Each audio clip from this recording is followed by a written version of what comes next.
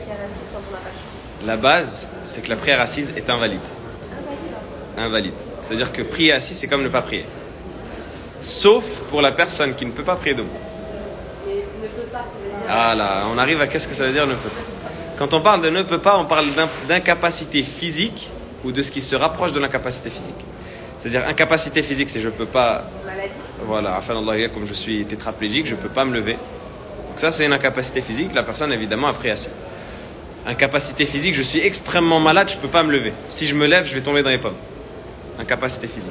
Une femme enceinte, elle est très affectée par sa grossesse, elle est au 9e mois, si elle se lève, elle doit rester assise, sinon c'est compliqué, etc. Elle prie assise. Toutes les personnes qui vont être dans l'incapacité physique ou proche d'incapacité physique. Et quand on dit proche d'incapacité physique, c'est aussi une situation où normalement je pourrais, mais là, tout fait que je ne peux pas. Comme par exemple le fait d'être enchaîné. Si je suis prisonnier, je suis enchaîné, normalement je peux me lever, mais je suis enchaîné, je ne peux pas. Incapacité, ça rentre dans l'incapacité. Si je suis dans un avion, pareil. Dans un avion, je sais que si je me lève, c'est les turbulences, etc. On va me demander de me rasseoir et d'attacher ma ceinture. Là, ça peut rentrer dedans. Et même l'avion, il faut faire attention.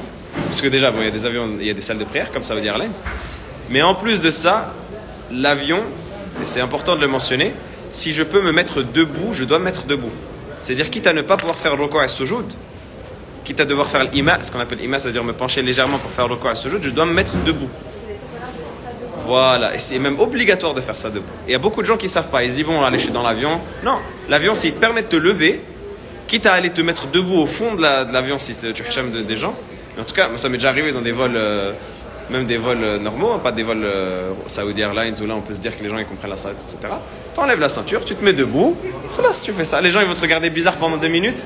C'est 2 unités de prière, au moins c'est. Si on est en bateau, ou en voiture ou autre que cela, en bateau déjà on peut prier debout. En fait en bateau les savants, les fuqaha, ils parlent du bateau parce que bon l'avion n'existait pas forcément à l'époque de tous les fuqaha. Donc ils parlent du bateau par rapport à vous savez le flouka ou la petite barque. La petite barque dans laquelle on ne peut pas se tenir debout. Si on se tient debout on va être déséquilibré, on peut risquer de tomber à la mer. Voilà, l'avion c'est déjà plus stable. Maintenant si on est dans un bateau qui est grand, un bateau de croisière, là c'est interdit de prier assis.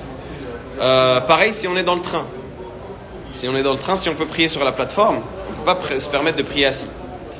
Après, il y a le sujet de la qibla qui arrive, c'est un autre sujet. On essaye de faire le maximum, même si ça change en cours de route, c'est pas grave.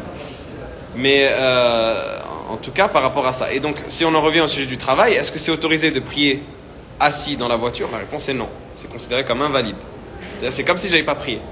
Pourquoi? Parce qu'il y a toujours moyen de prier debout. Il y a toujours moyen de prier debout. Quitte à aller loin, quitte à prendre une pause, comme on disait, les 5 minutes tu cours, tu vas dans un square, tu essayes de prier dans le square ou autre que ça, il y a toujours moyen de prier debout. Maintenant, si on imagine un cas où vraiment il n'y a pas d'autre possibilité que de prier debout, vraiment, et même ce cas-là, il est très difficile à imaginer. Et généralement, et c'est le cas qui arrive souvent, à chaque fois il y a cette question-là qui se pose, et à chaque fois je demande à la personne qui la pose, je lui dis, est-ce que tu as exploré toutes les capacités? Vraiment toutes les capacités? Est-ce que tu as un toit, là où tu travailles? Tu peux monter sur le toit, personne ne te voit. Est-ce que tu as un sous-sol? Est-ce que tu as une issue de secours? Est-ce que tu as les vestiaires? Et souvent ils disent, ah j'ai pas pensé à ça, mais il faut y penser.